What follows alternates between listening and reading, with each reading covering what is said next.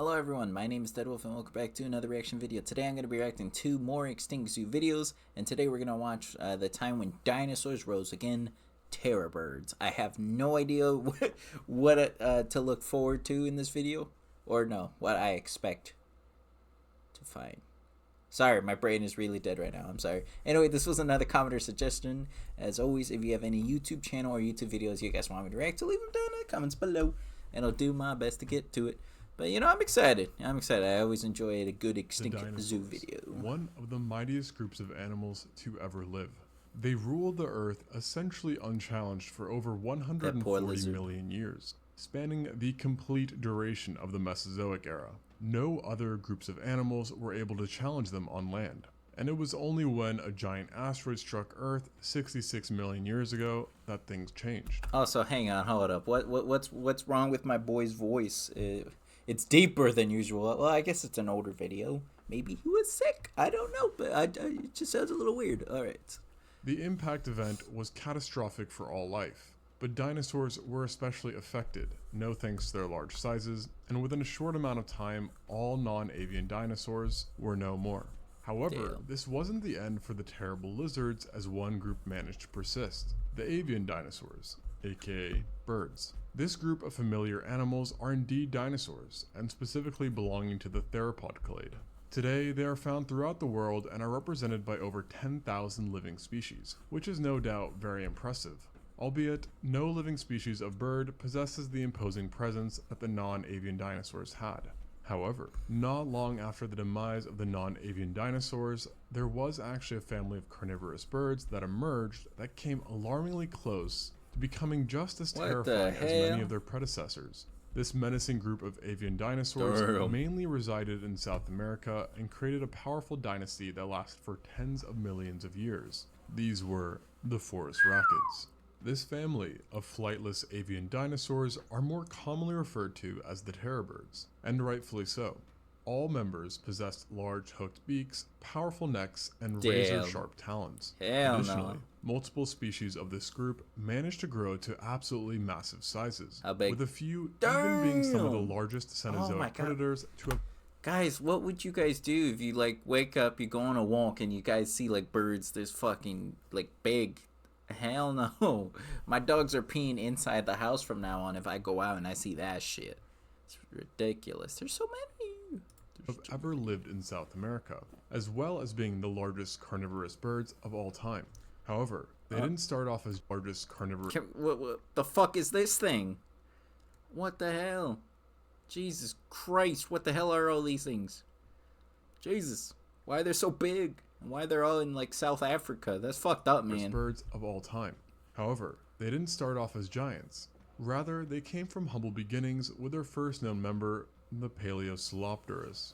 This primitive terror bird originated in what is today Brazil, and existed roughly 53 million years ago during the early Eocene, a time when the Earth was both extremely hot and experienced heavy rainfall. It was one of the smallest and slenderest members of its family, with adults only achieving a height of 1 meter or 3 feet, which is about the same size as a stork.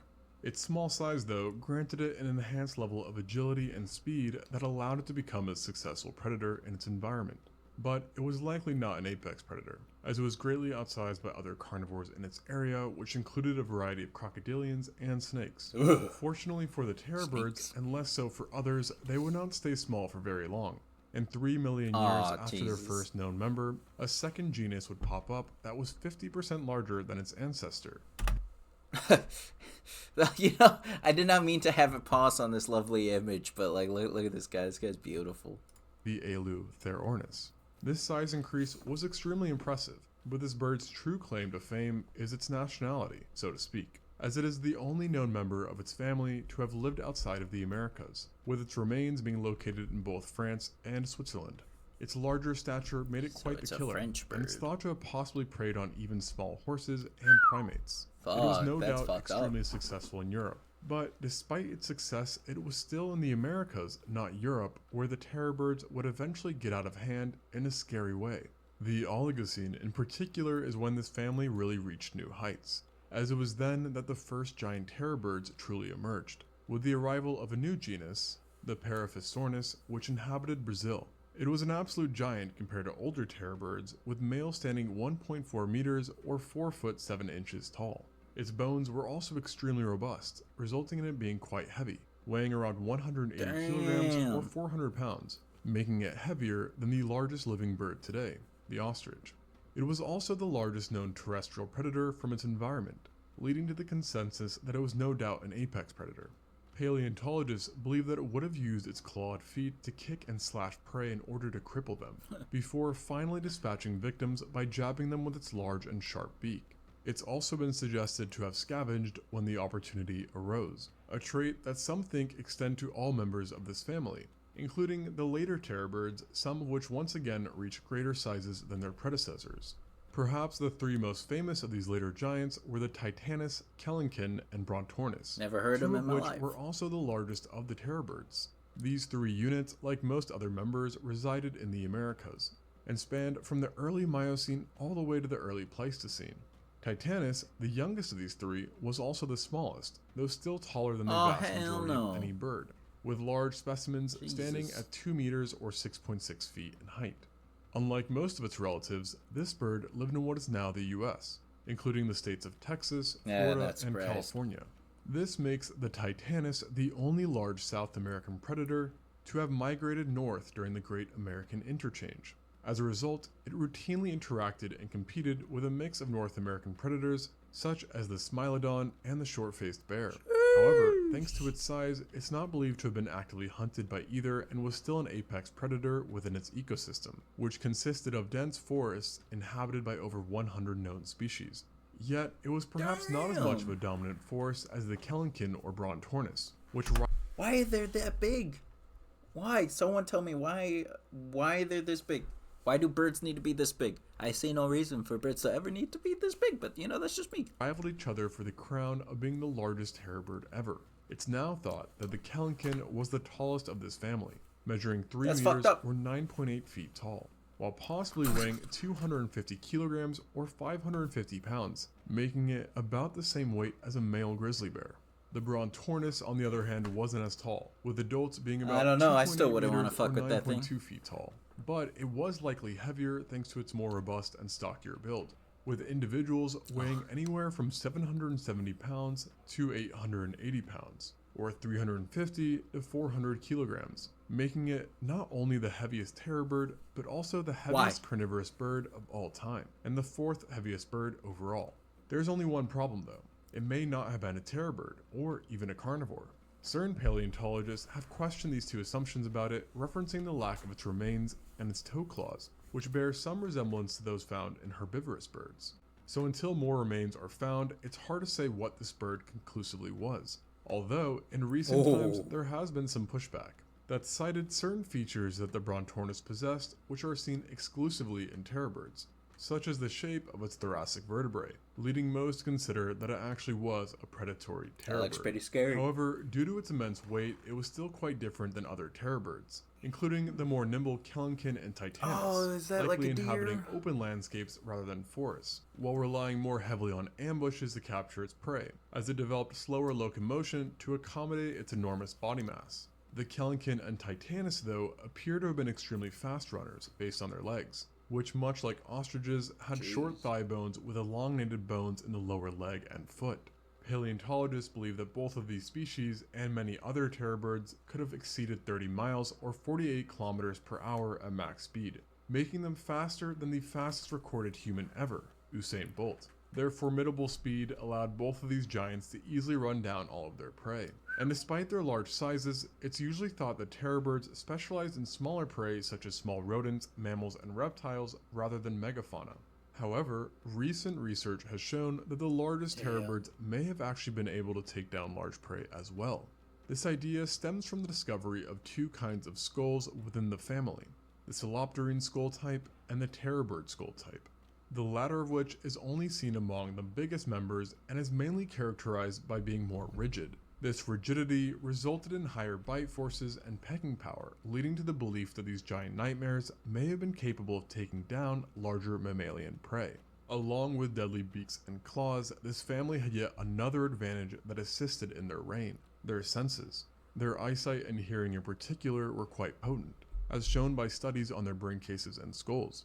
Regarding eyesight, it is believed that while they didn't have as sharp vision as eagles or hawks do, they still had excellent vision and possessed the crucial ability of being able to clearly see prey in both extremely bright areas and dark areas. As for their hearing, their inner ears were developed in such ways that suggested that the terror birds were amazing at hearing low frequencies, which they could use to track and locate prey. Their hearing was so good that they could actually hear footsteps of small animals that were completely hidden by undergrowth. And their hearing is currently believed to have been one of the main ways terror birds found their prey. It was thanks to this hearing, eyesight, and many other traits that the terror birds were able to become such dominant predators for millions of years. Unfortunately for them, being the largest carnivorous birds of all time wasn't enough, and eventually they found their reign fading into oblivion. Thank God. Currently, it's not completely understood why the terror birds went extinct, but many ideas on the subject have sprung up throughout the years. Traditionally, it was thought that the Great American Interchange that occurred 2.7 million years ago was the main catalyst, as it introduced carnivorous dogs, bears, and cats from North America, which of course drastically increased competition for the terror birds. However, some have questioned this conjecture, as new studies have shown that the timing of this event doesn't correlate well with the extinction of the terror birds. Furthermore, most terror birds and all their prime South American competitors were actually already long gone by the time most placental predators showed up in South America, casting even more doubt. The Titanus itself is also used as evidence against the competition extinction hypothesis, as it successfully expanded northward during the interchange and was able to coexist with big canids and felines for millions of years. As a result of these counter-arguments, a new idea has come forth, which suggests that while competition alone probably did not wipe the terror birds away, it probably had a stacking effect along with other factors, which possibly included climate change, as from the Oligocene to the Pliocene, the world slowly cooled towards a series of ice ages. This may have had more of an impact on terror birds than North American carnivores, as the former were better adapted for more tropical environments rather than cooler ones, which, along with an influx of competition, may have been the final nail in the coffin. That being said, the terror birds did do their best to persist to the very bitter end, and were around for far longer than originally given credit for, with some smaller species being dated to only 96,000 years ago, a sharp contrast to the original extinction estimates of 1 million years ago. And they may have survived even longer, as a set of fossils attributed to an unidentified terror bird belongs to a formation dated to 18,000 years ago, which if true, meant that terror birds died out just a couple thousand years before humans arrived in South America. That's probably for the best. Alas, this does mean that humans never got to witness firsthand the epicness of these beasts. But I don't think we'd ever want to. And after all, they still had to deal with another extinct family of very large birds of prey known as the Teratorns. Yet that is another story. Damn, he ended it just like that. Well, I think it's good. Thank God these birds are long dead. I would hate if they were still fucking around. But yeah, I guess we probably wouldn't be that far ahead in society if big ass birds like that still existed. Maybe, I don't know. Let me know if you think if big birds still existed, if we'd be where we are today. Maybe, or there'd be some big chicken parties. I don't know what the fuck I'm talking. I'm sorry, I'm like a little tired and like I'm sorry. If you enjoyed the video, make sure to hit the like button, subscribe if you're new, and I'll see you guys on the next one. Bye bye.